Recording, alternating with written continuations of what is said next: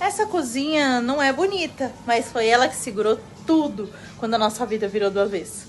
A gente casou, mudou de vida e antes de conseguir mobiliar a cozinha, eu engravidei.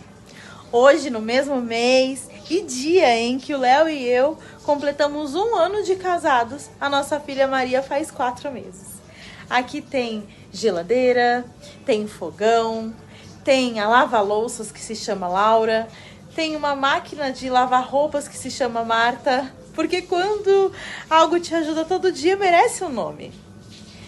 É aqui que eu faço receita simples, um bolo rápido, comida no intervalo entre uma mamada e outra.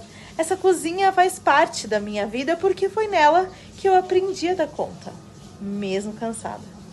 E o meu Vivaz merece essa transformação porque aqui já existe família, amor e rotina.